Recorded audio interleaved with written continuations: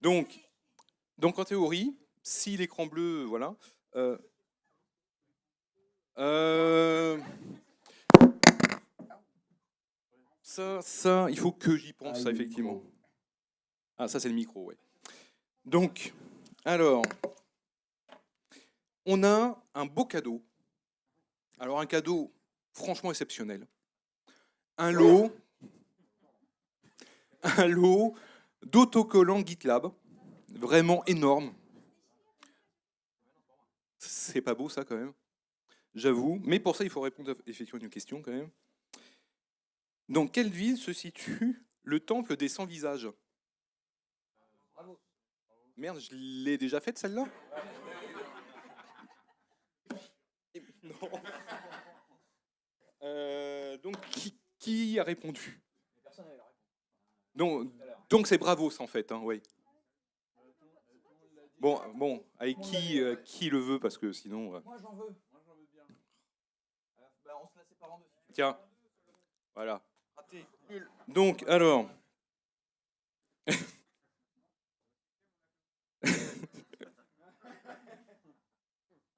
Bande de méchants. Alors, un très très très beau cadeau, hein, parce que je liquide mes stocks, en fait, hein. Un numéro de programmé qui date de 1999. Un numéro 10. Il a 10 ans. Non, pardon, il a presque 20 ans quand même, hein, à la base. Voilà, donc très très beau cadeau, hein, je précise. Alors, citez-moi, non, un OS ayant un rapport avec Star Trek, mais attention, il me faut 2 réponses. Donc en fait, c'est 2 projets. Alors, il y a un projet d'OS et un vrai OS. Et les deux ont un rapport avec Star Trek. Et il me faut 2 réponses. Non, non, non.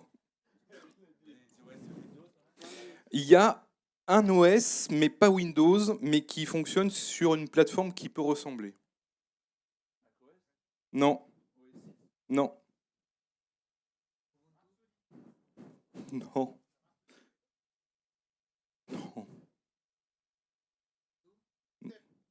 non, non, non, non, non. Cherchez côté IBM. Alors, une réponse, mais il me faut la deuxième. Ah bah oui. Ouais.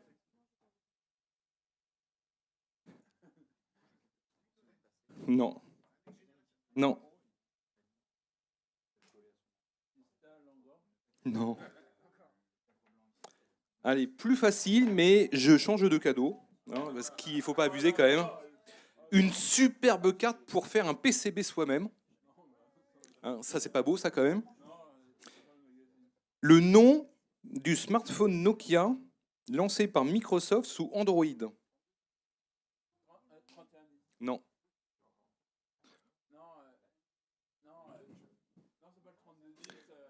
Smartphone Nokia sous Android sorti quand Nokia était sous le giron de Microsoft.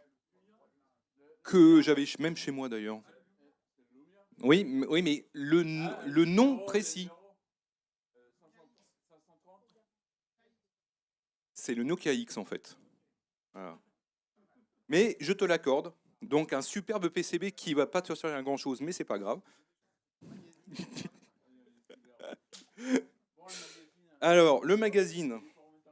Bon, alors attends, il faut quand même que je raye voilà, ce truc-là. Voilà. Alors, pour le magazine, alors ça c'est du super facile quand même. Le nom de la machine révolutionnaire de Xerox Park, pardon, lancée dans les années 70. Non. Le nom de la machine lancée par Xerox Park dans les années 70, donc là on est aux alentours de 74-75, suite à un mémo interne qui a été publié en fin 73, qui a donné lieu à des protos en 74-75, et qui a été ensuite lancé officiellement dans le marché en 81, l'Alto. Le Xerox Alto, effectivement, qui a donné effectivement en 81 le Xerox Star. Voilà. Alors, pour ceux, enfin pour celles et ceux, enfin ceux parce qu'il n'y a pas de celles ici, ce soir. Ah bah oui, pardon, excuse-moi. Donc, pour ceux qui veulent se culturer le cerveau sur la vraie histoire quand même de la micro-informatique, hein, c'est mon livre. Bon, accessoirement, donc, qui sort le 20 novembre. Et pas cher, en plus. Voilà. Et je laisse la parole à Estelle. Jamais cher pour la culture, merci. Alors, on va commencer simplement par la présentation d'un site de Kaspersky, qui est la Cybermap, qui vous montre en fait les menaces de cyberattaque en temps réel. Donc ça, c'est pour vous le montrer juste avant de démarrer la présentation. Comme ça, on ne perdra pas de temps à faire des allers-retours dans les slides. Alors, aujourd'hui, bon, on va y arriver. Voilà, tout vient à point à qui sait attendre. Donc, bon, alors pour ceux qui connaissent la petite histoire, je suis au courant depuis ce midi, enfin ce matin, et confirmation à ce midi que je viens aujourd'hui. Donc, du coup, comme je suis plutôt spécialiste de la cybersécurité, je suis partie sur le mode cybersécurité et IAC, en fait, ce qu'il faut voir, ce qu'il faut savoir, etc. Donc, je suis Estelle Auberic, je suis practice manager, enfin manager à Humanis, donc cloud spécialiste, cybersécurité, IoT robotique. Et en fait, accessoirement, je suis MVP Microsoft Azure. Donc, j'avoue que sur les 3 plateformes sur lesquelles je travaille régulièrement maintenant, qui sont Azure, Amazon, enfin AWS et GCP pour Google, je connais beaucoup plus Azure, mais en fait, l'objectif, c'est que d'ici la fin de l'année 2019, tout soit lissé et que j'ai à peu près la même zone de compétences de tous les côtés. Donc vous pouvez me retrouver très rapidement sur LinkedIn et sur Twitter. Je n'ai pas d'homonyme, donc c'est plutôt simple pour les recherches. La cybersécurité, en fait, l'objectif, c'est que là, on est sur les IAC, on est dans des concepts de DevOps, en règle générale. Et l'objectif, en fait, c'est vraiment que tout le monde prenne conscience que ça n'est pas une affaire uniquement d'un admin ou de quelques CISO ou CSSI, comme selon si on le parle en anglais ou en français. Et donc, ça va vraiment être l'objectif de tous. Je vous ai remis pour mémo cette slide pour ceux qui veulent rechercher la Cybermap Kaspersky. En fait, sur Google, vous la trouverez très rapidement, mais ça vous sert de mémo. C'est assez intéressant à regarder parce que vous avez pas mal de stats, etc. Là, c'est en fait les statistiques du NCSI. Alors, on n'est pas sur le NCSI, la série télévisée. C'est vraiment un organisme de sécurité informatique. Donc, sur les statistiques, en fait, la France n'est pas trop mal placée sur les dernières stats. Mais on se rend compte, en fait, qu'en règle générale, les pays qui sont les mieux placés sont ceux qui ont le plus de hackers. Et il y a souvent corrélation entre les hackers et la cybersécurité pour une raison très simple, c'est qu'en fait, parmi les meilleurs spécialistes de cybersécurité, en fait, on a beaucoup de hackers. Moi, j'avoue que j'ai démarré en hackant, et parce que je considérais que pour savoir se protéger, il fallait savoir ce que les autres en face pouvaient faire. Au niveau du top 20 des pays en fait, qui ont le plus de cybercrimes, nous, on est 8e. En fait, donc ça, ce sont des stats qui vous montrent à peu près les types de dangers auxquels on fait face. Donc, c'est surtout en fait du malware. Il y a de plus en plus de ransomware parce que forcément, c'est assez simple pour entre 3 et 5 000 euros, vous développez un ransomware et grosso modo, il peut vous rapporter entre 2 et 3 millions d'euros en moyenne parce qu'il va y avoir peut-être 0,5% des entreprises qui vont lâcher, mais elles vont lâcher des sommes relativement conséquentes en fait. C'est un petit peu pareil pour le phishing. Les phishing, il n'y a pas beaucoup de sociétés qui vont, enfin pas de sociétés, mais de particuliers qui vont réellement croire qu'ils héritent de leur oncle d'Afrique ou de... Moi, j'ai hérité 3 fois de Bill Gates, 2 fois de Bill Clinton, jamais de Trump encore, je n'ai pas trop compris pourquoi. Et par contre, j'ai un nombre d'oncles africains qui me couchent sur leur testament, c'est assez incroyable. Donc voilà, au niveau de la sécurité, des stratégies, donc l'objectif au niveau des brèches, c'est en fait, pour les prévenir, il faut avoir des modèles de prévention. Pour les traiter, il faut avoir au niveau du code, savoir faire des revues de code, faire des tests de sécurité et avoir tout un système de sécurisation tout au long du life cycle de votre développement ou du delivery que vous devez faire. On assume en fait au niveau de ces actions que vous êtes à même que vous êtes capable de faire ce qu'on appelle des wargames exercises. C'est des espèces d'escape games virtuels qui mettent vos utilisateurs ou vos codeurs ou vos administrateurs dans des situations de cyberattaque et de vérifier un petit peu quelles sont leurs réactions et comment en fait vous allez pouvoir réorienter, soit réagencer les policies, les bonnes practices ou même parfois carrément votre infrastructure pour être sûr que derrière les personnes sachent comment se comporter. Il y a un monitoring central pour la sécurité, on va le revoir après dans les outils, et faire des tests de pen testing en live, en règle générale, parce que je connais quelques entreprises qui font des tests de pen testing, mais il n'y a plus personne qui se connecte à ce moment-là, genre pour être sûr que c'est le pen test qui soit pris en compte.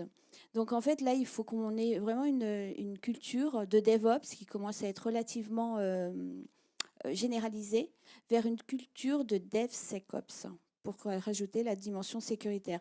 Donc sur le site de Sketching Scrum Master, vous avez à peu près la conception du DevOps où en fait il y a la petite icône en haut qui vous montre que le code en fait va manger tout le monde, etc. Parce que finalement dans un concept de DevSecOps, on a l'impression qu'en fait c'est que par le code qu'on va réussir à améliorer tout le life cycle du produit, etc. Mais en fait ça va un petit peu plus loin. Et même si on doit penser code, on doit vivre code, on doit faire les infras plutôt orientés pour le code, etc., on a des bonnes pratiques et on a des points sur lesquels il ne faut surtout pas lâcher parce que c'est ce qui devient des vraies failles de sécurité.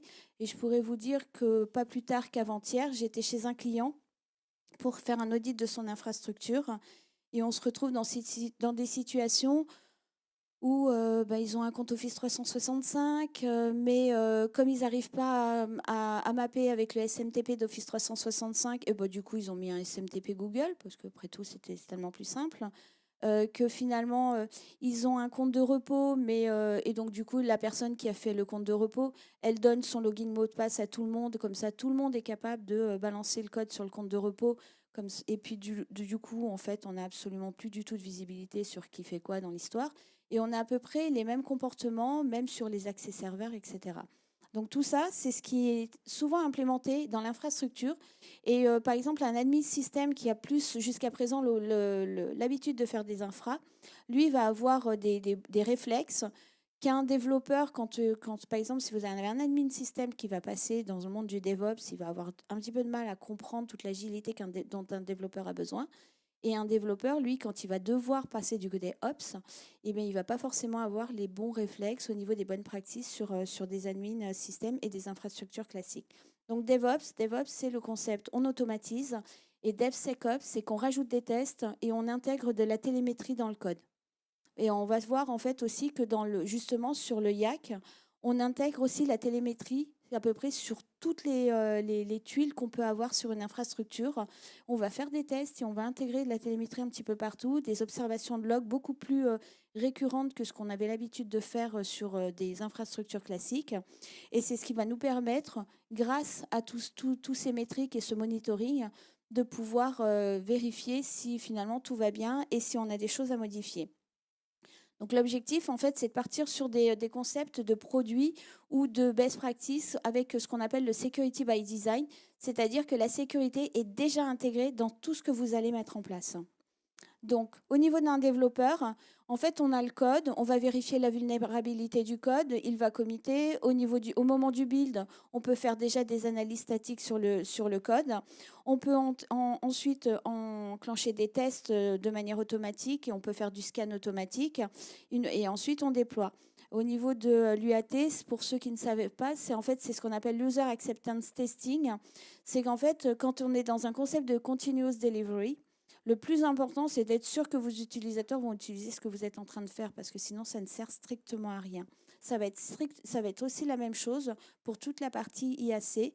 C'est-à-dire que si vos développeurs, en fait, ne sont pas en phase avec les infrastructures que vous leur mettez en place, vraisemblablement, ils vont partir sur d'autres types de schémas et ils vont sortir des modélisations de sécurité que vous aurez définies.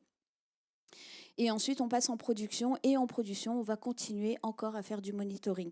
Donc ça, c'est plus ou moins bien ancré dans le cadre des monitoring d'app, des développements, etc. Mais en fait, ce qu'on peut voir, c'est qu'on va le faire aussi au niveau du SC. Donc en fait, les contrôles de sécurité, donc là, c'était par rapport au slide que j'ai montré hier, parce que c'était plus par rapport à des développeurs. Donc je pense que parmi vous, qui est développeur et qui est plutôt dev, d'accord, et plutôt Ops. D'accord. Et ceux qui ne se prononcent pas, en fait, vous êtes là pour la pizza party ou... Ok. Donc, non, bon, voilà. Bon, a priori, là, il y avait quand même un petit peu plus de culture dev dans la salle, de culture Ops. Après, je pense que ça leur parlera un petit peu plus. Là, l'objectif, en fait, c'est de considérer que la sécurité, c'est vraiment vraiment une composante de la qualité.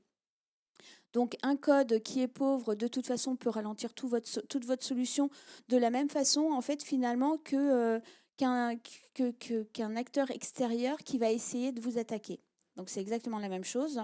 Donc, en fait, prenez toujours en compte, bien sûr, les personnes et les process, parce que vous pouvez mettre en place la meilleure solution du monde. Si vous n'avez pas l'acceptation de vos utilisateurs, ben, vous n'aurez jamais les bons résultats. Et effectivement, dans le concept du DevOps, du DevSecOps plutôt, la particularité et l'ironie de l'histoire, c'est que dans tout le concept de DevOps, on essaie d'automatiser au maximum, ce qui veut dire en fait de faire intervenir le moins l'humain. Et dans le concept de DevSecOps, on vous demande de réintégrer la dimension de l'humain pour qu'il y ait une adhésion au niveau des concepts de sécurité et qu'en fait, il soit partie prenante sur toute cette dimension. Donc voilà, DevOps, donc on a la collaboration, donc c'est vraiment, ça c'est le mot-clé en fait, collaboration, parce que c'est justement, vous avez les machines, ok, on va automatiser tous les process machines, mais en fait c'est réellement les communications entre les humains qui font derrière qu'au niveau de la sécurité, vous serez de plus en plus performant. Parce qu'il faut qu'ils s'impliquent dedans, et pour qu'ils s'impliquent, il faut vraiment tout leur expliquer et leur dire que finalement, vous mettez en place des choses qui vont leur faciliter la vie, mais qui ne mettront pas en péril la solution et que vous êtes en train de manager. Donc le DevSecOps dans le IAC, c'est parce qu'en fait, derrière, par rapport à tout à l'heure, nous, on avait vu toute la partie au niveau du logiciel. Et en fait, en IAC, vous avez à manager donc, le réseau, la sécurité. Donc le réseau, ça va être tout ce qui est réseau physique, communication, que ce soit Wi-Fi, enfin, Internet ou même des protocoles de communication si vous faites de l'IoT. Et vous avez aussi les bandes passantes, parce qu'effectivement, si votre bande passante est sous-dimensionnée, ça peut avoir un gros impact au niveau de votre delivery. Au niveau de la sécurité, donc l'IAM, c'est le management des accès utilisateurs. Donc ça fait partie des points qui, comme dans l'exemple que je vous ai cité tout à l'heure, qui sont généralement oubliés. Donc, n'hésitez pas à faire dans une solution une gestion des utilisateurs comme si vous étiez sur un serveur mode old school en fait. Les concepts de firewall, effectivement, les ouvertures de ports, de fermeture de ports, au niveau des API, en fait, moi je vois souvent en fait des API avec des runtime infinite. Là, vous créez des failles de sécurité absolument monumentales. Il y a des possibilités au niveau, par exemple, d'un Ops de pallier ce type de mauvaises pratiques que des développeurs, en fait, vont mettre infinite parce qu'ils sont en phase test et qu'ils n'ont pas envie de se faire bloquer à chaque fois sur des runtime sur des time-out trop bas. Mais de l'autre côté, ils vont oublier de les changer, ils vont oublier de regarder quel est le bon couple au niveau de ces time-out. Et le meilleur moyen, à mon sens, pour pallier ce type de difficulté, c'est de fonctionnaliser au maximum les choses que vous faites, parce qu'en fait, une fonction, elle est appelée, elle est instanciée, elle fait tourner le microservice, et dès que le microservice est résolu, ça se ferme. Donc, de toute façon, que le time-out soit infinite ou pas, l'accès à l'API est libéré. Et ça peut être important si vous utilisez des API externes à celles que vous managez. En exemple, sur MS Graph API de Microsoft, vous avez le droit à 9999 instances simultanées. Et donc, ça paraît énorme. Mais si vous avez des timeouts infinites et que vous ne les fermez pas, et ben, il y a un moment donné où vous risquez d'atteindre cette limite. Après, il y a aussi des providers d'API ou des services d'API en fait, qui ne vont pas vous donner autant d'instances simultanées. Et du coup, ça fait partie des choses à vérifier. Les apps dans l'infra, donc là-dessus, moi, j'entends surtout tout ce qui est front-end database. Et après, vous avez le storage. Donc ça fait partie, c'est les 4 gros modules infra que vous avez généralement l'habitude de voir sur un serveur classique, en fait. Mais que là, vous allez manager différemment parce que soit vous serez dans des espaces de cloud ou sur des serveurs, mais vous allez être sur des systèmes de containerisation. Donc, il va falloir vérifier au niveau de votre stockage selon votre dimensionnement. Il faudra vérifier les scalabilités de chacune de ces briques de manière indépendante et on a la possibilité de monitorer tout ça. Après, ce qui est important aussi, c'est le repository. Parce que l'air de rien, vous avez une solution, vous allez déposer du code quelque part. Ce qui est important, c'est que ce repository soit relativement sécurisé, que ce ne soit pas un Google Drive, par exemple. Enfin bon, on peut faire ce qu'on veut, mais moi, j'ai tendance à le déconseiller. Donc, dans le repository, moi, je sous-entends qu'il y a du code, que vous avez un management de vos artefacts. Alors, sur les artefacts, j'entends, par exemple, les paquets NPM ou les nuggets. Donc ça peut être important si vous avez certains paquets que vous utilisez, que vous ne souhaitez pas forcément qu'ils soient mis à jour automatiquement ou éventuellement que vous avez customisé. Ben dans ce cas-là, c'est important quand même d'en garder la trace et à minima l'historique. Potentiellement, vous pouvez avoir des templates, des scripts, et c'est aussi dans le repository que je vous conseille de déposer vos policies de telle sorte à ce qu'il y ait des traces sur la raison du pourquoi, comment de vos décisions. Ce qui n'est pas dans le repository et qui est quand même hyper important, c'est toute la documentation de votre solution. Il y a beaucoup trop d'entreprises qui, ou même de particuliers, enfin pas de particuliers, mais de développeurs qui créent des solutions et qui en fait ne documentent pas parce que le problème en fait dans le DevOps, c'est qu'on est toujours sur un concept de il faut faire du delivery de plus en plus vite à chaque fois. Et donc, on ne prend pas le temps de documenter. Et on va se retrouver dans une solution. Alors, quand votre solution a 3 mois, c'est relativement simple de se souvenir de ce qu'on a fait, pourquoi, comment il y a 3 mois. Quand votre solution aura 2 ans, je pense qu'on en reparlera parce qu'à mon avis, vous aurez fait tellement de choses, tellement d'itérations que vous n'aurez plus du tout l'historique.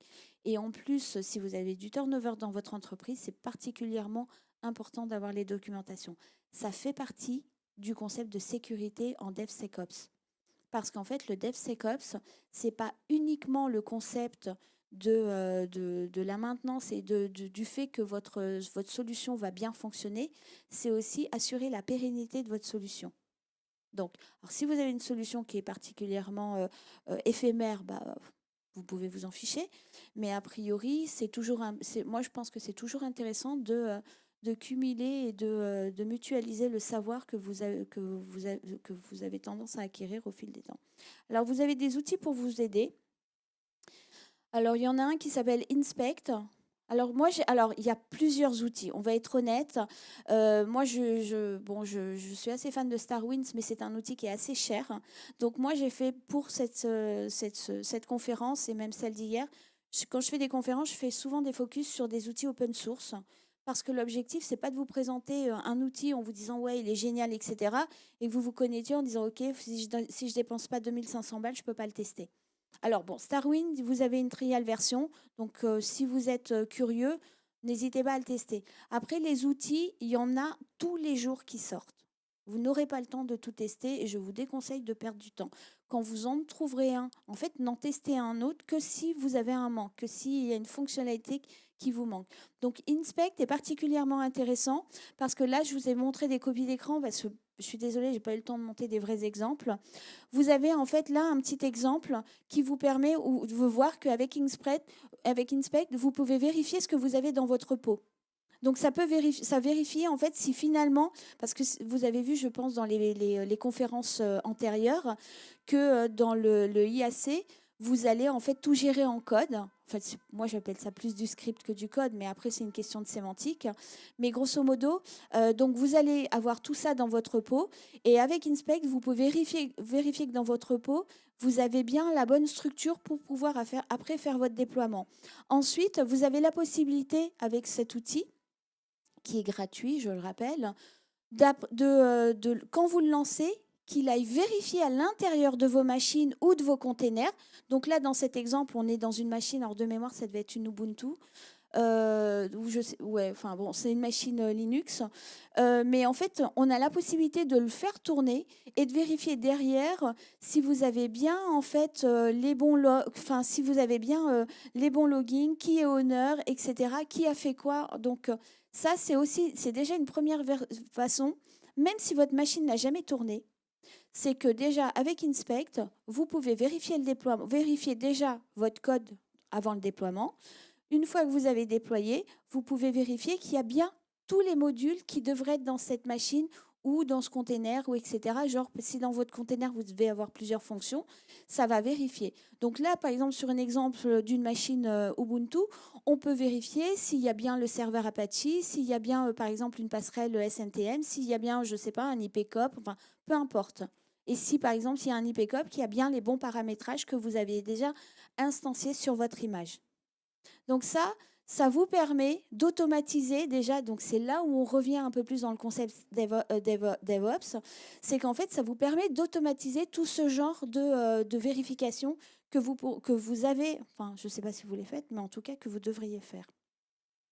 Ensuite, il y a le projet, enfin, il y a OpenNMS, que moi j'aime beaucoup parce qu'en fait, c'est un outil open source qui vous permet de vérifier et de faire du monitoring de vos réseaux. Les 3/4 du temps, les projets en continuous delivery sont des projets web, de web app ou des projets d'app mobile. Et du coup, ou même par exemple en IoT, et du coup, en fait, la vérification en fait, du bon fonctionnement du réseau est particulièrement importante. Donc, avec OpenNMS, vous avez la possibilité de vérifier donc sur l'écran qui est en bas, en fait, vous pouvez vérifier les paquets et puis là, c'est sur un protocole TCP. Mais si par exemple vous faites de l'IoT, vous pouvez vérifier le MQTT, la MQP, etc.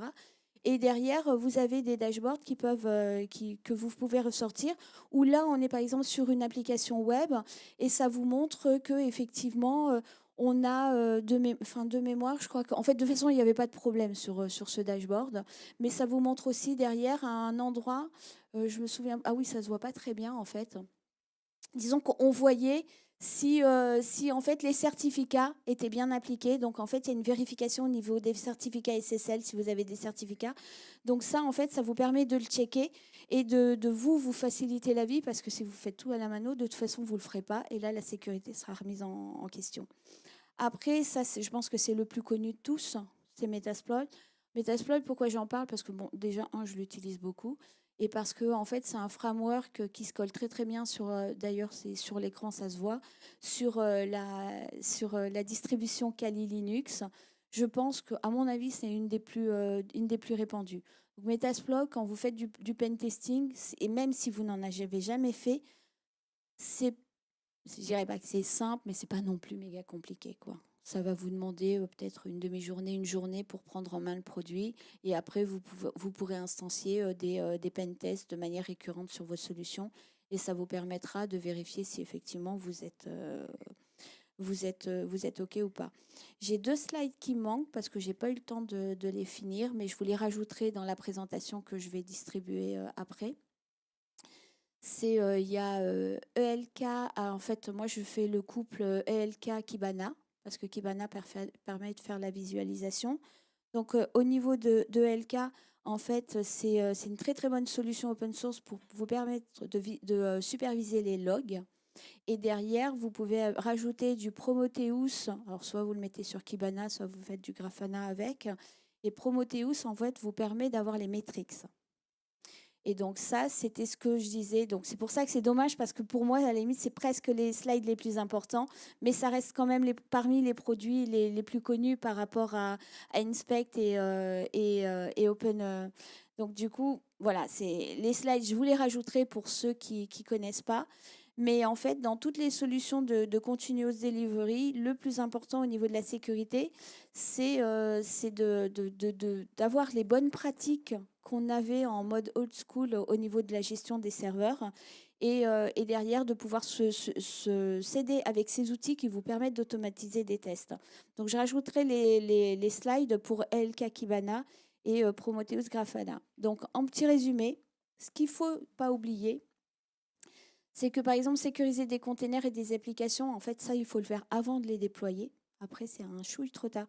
Ça paraît bête, hein, j'avoue, mais en fait, en termes de sécurité, souvent, les règles de bon sens sont les meilleures règles et c'est celles auxquelles les gens ne pensent pas en priorité.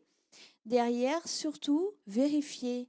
Alors ça, c'est vraiment le truc qui est le plus souvent oublié, les contrôles d'accès. Quand je dis contrôle d'accès, ce n'est pas le contrôle d'accès que des utilisateurs sur votre application ou sur votre solution. C'est aussi les contrôles d'accès des gens qui travaillent sur le delivery. Ça, c'est super important. D'avoir des codes review hyper importantes.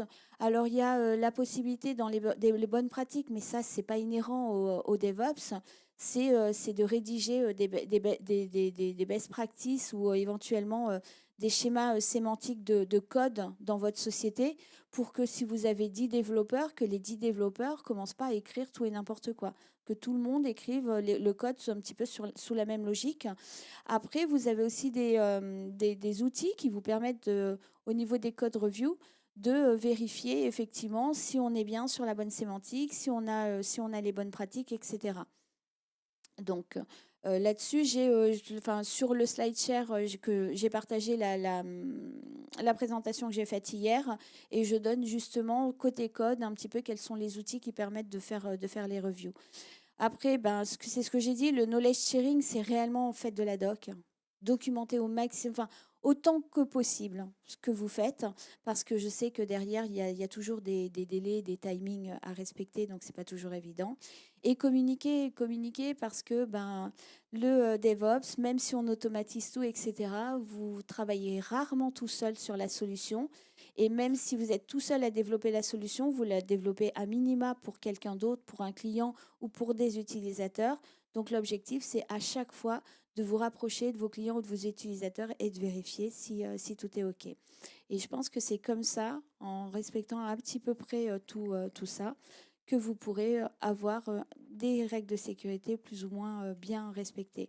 Donc ça, dans les best practices, c'est on codifie à peu près tout, on fait la documentation autant que possible, on fait une maintenance des versions, du versionning, ça c'est assez important, on fait des tests en continu, on intègre, on déploie, on vérifie la modularité du code et par contre, au niveau de l'infrastructure, on essaie autant que faire que possible qu'elle soit la moins immuable possible en fait. Donc voilà, si vous avez des questions, n'hésitez pas.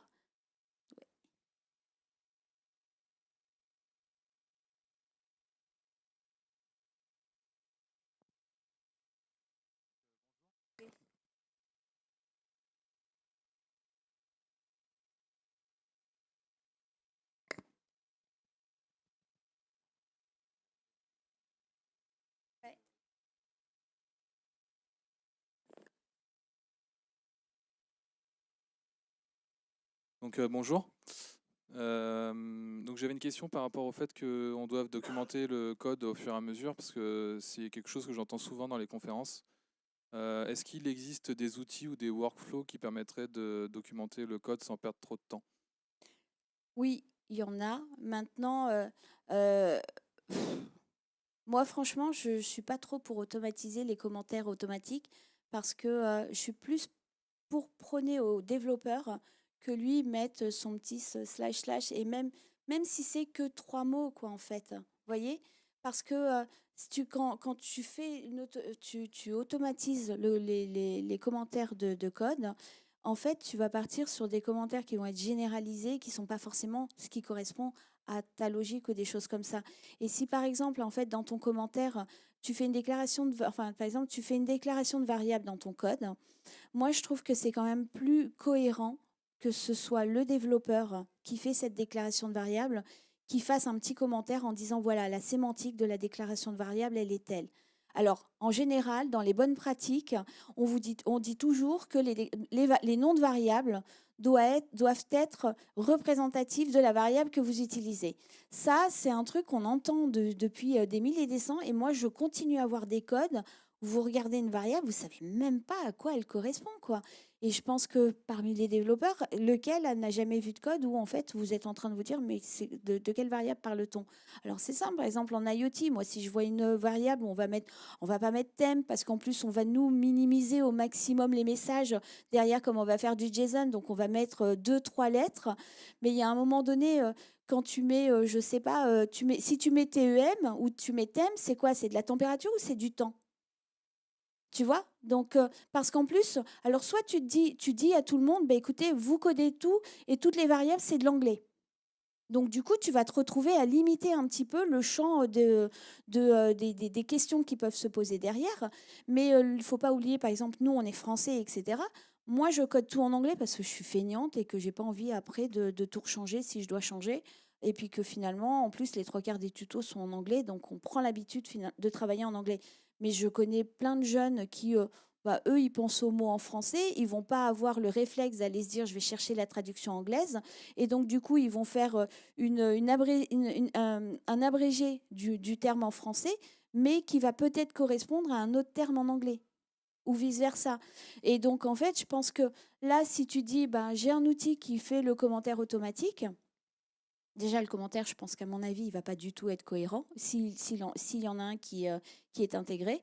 Et en plus, il ne va pas correspondre à ton mode de réflexion au moment où tu auras écrit le truc. Et finalement, quand on vous dit de commenter le code, c'est pas faire du Proust.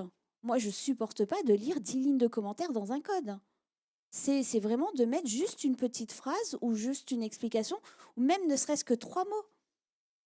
Vous voyez, c'est en général, même quand les développeurs se parlent entre eux, c'est rarement. Enfin, moi, j'ai des copains développeurs qui commandent beaucoup plus finement des différentes sortes de bières que de code finalement.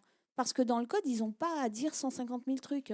Mais il y a de toute façon des bonnes pratiques qui sont enseignées, qu'on a tendance à oublier assez rapidement quand on est pris par le temps.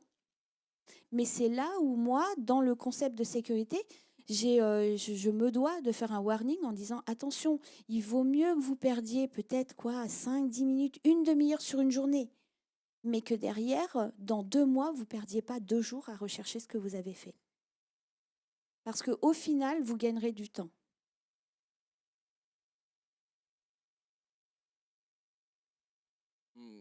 Oui, mais en fait, ça, tu as tout à fait raison. Le commentaire du code, c'est toujours une vraie question. Qu'on se pose depuis 30 ans, en fait. Non, mais c'est toujours le faites ce que je dis, ne faites pas ce que je fais. Oui, Quoi. oui, Donc, tout à fait. finalement... Je dirais qu'un code clair et limpide, il n'a pas besoin de commentaires parce qu'il se suffit effectivement de lui-même.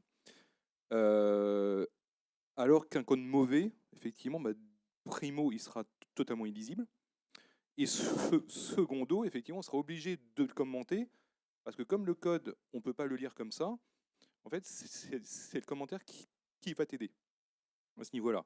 Donc, plus le code est clair, plus il est structuré, plus il va suivre les bonnes pratiques d'encodage et tout, des variables, bon, etc., moins tu auras besoin de commenter ton code. Comme tu dis, ça ne sert à rien de faire 10 lignes de commentaires alors que la fonction est limpide effectivement en elle-même. Par contre, quand tu décris effectivement une variable, à la rigueur, qu'est-ce que tu vas mettre en commentaire? C'est que les entrées-sorties. Tu vas pas mettre 4 lignes de code pour expliquer pourquoi tu l'as nommé comme ça. Parce qu'on s'en fout en fait.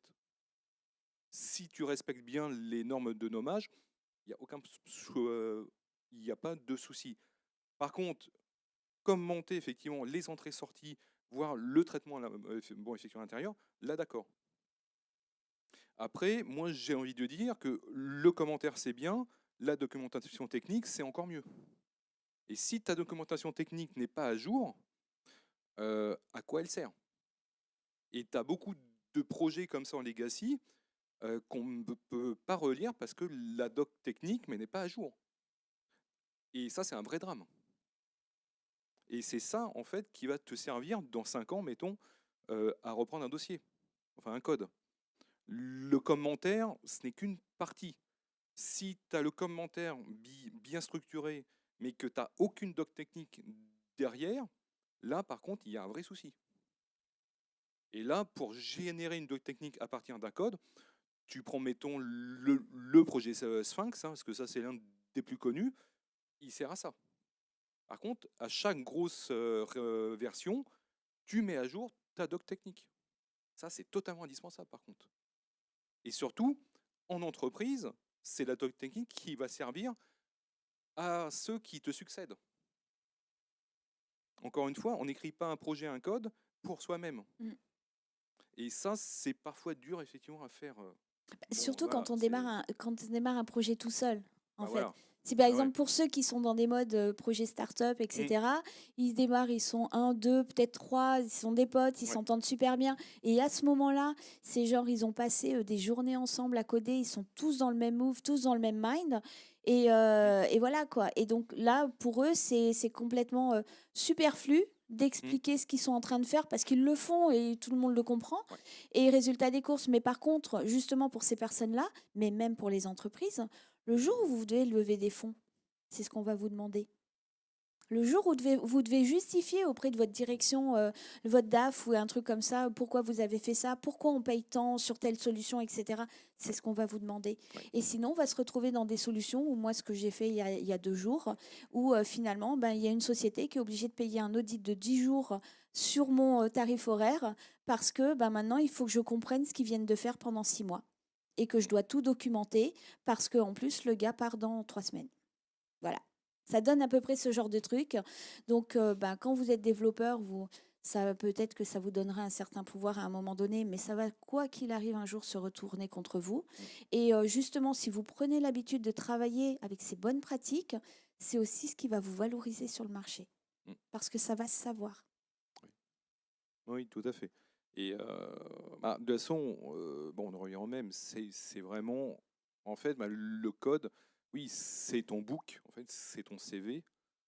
Si tu fais bien, effectivement, une bonne intégration, que tu appliques bien les bonnes règles, que tu respectes, parfois en entreprise, il y a aussi des règles aussi à respecter dans l'entreprise, et ça, c'est super important.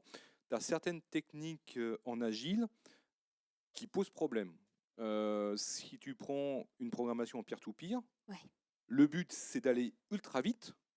Par contre, ce qu'on va te ressortir parfois en code, c'est de la vraie merde. Alors oui, effectivement, il fonctionne. Par contre, derrière, c'est pas maintenable du tout. Il fonctionne à un instant T. Oui, Jusqu'à en la plus. première mise à Oui, jour, en plus. jusqu'au prochain Voilà. changement de Bien nugget sûr. ou de paquet, et Ouais. voilà quoi. Ouais. Et derrière, si tu n'as pas expliqué pourquoi tu as Mm. pris tel paquet, machin, etc., merci. Mm. Là, tu reprends Mm. tout à zéro en fait. Oui.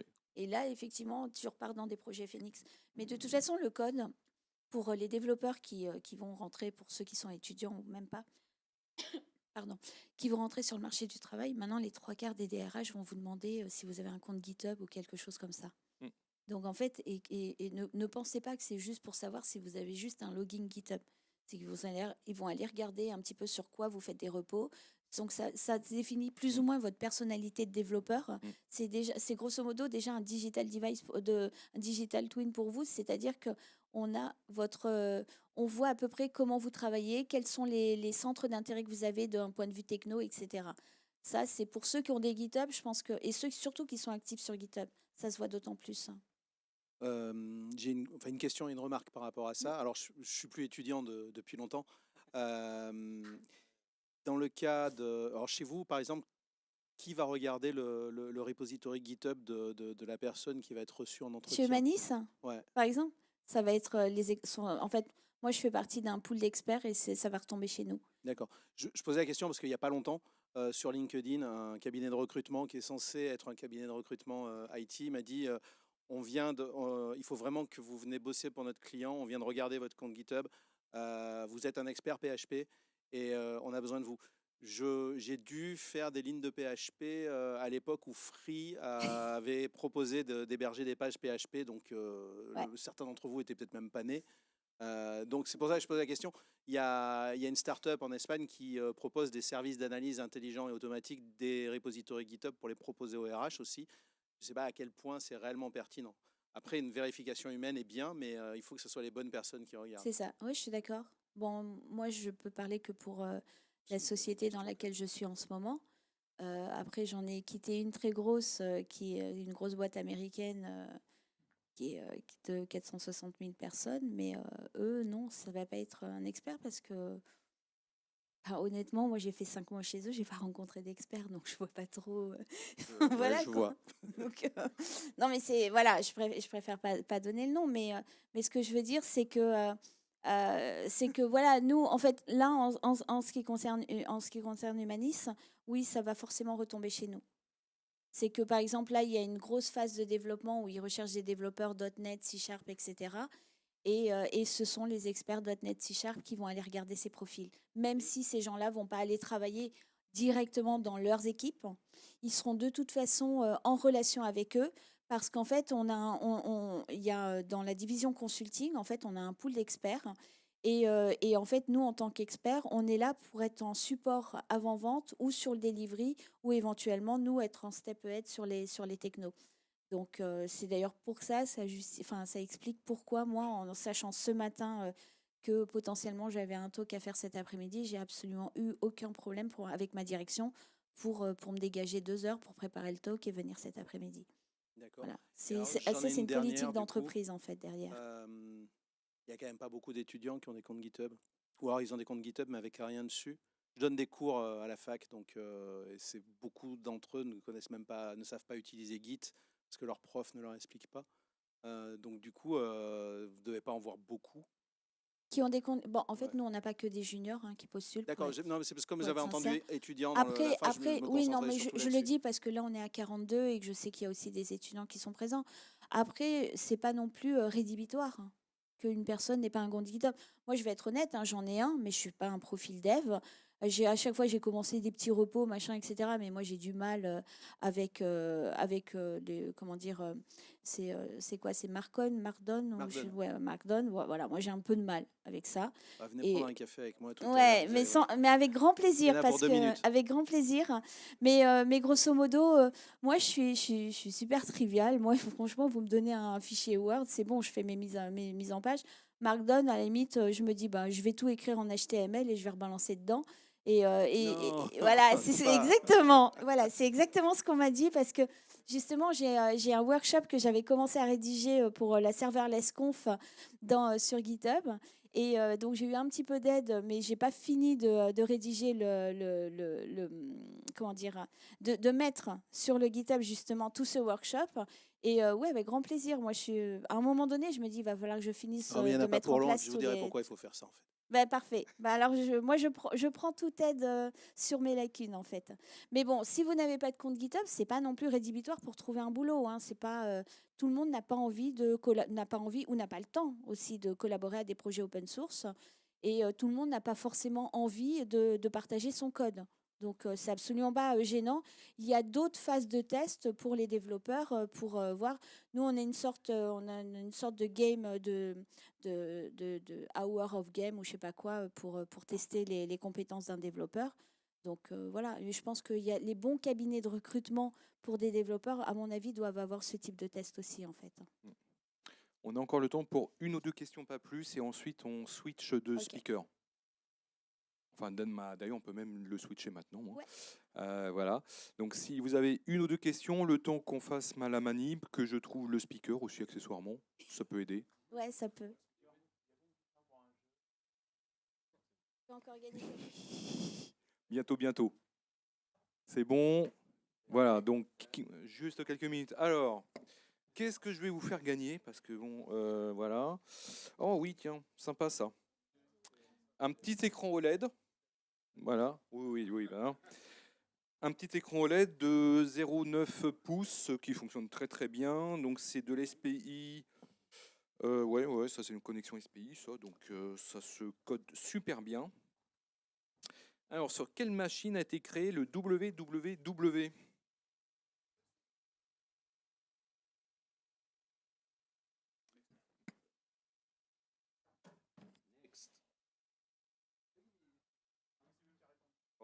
Oui, effectivement, c'est la Nextcube. Et je l'appliquerai bien, la tienne. Ah bah voilà. Oh, putain. Je suis dégoûté. Je suis dégoûté. Je suis dégoûté. Donc, question suivante pour gagner un relais. Bon, un petit relais, voilà, qu'on pilote bon, avec effectivement un ESP Wemos ou avec autre chose. L'ancêtre de l'iPad, qui suis-je? Non,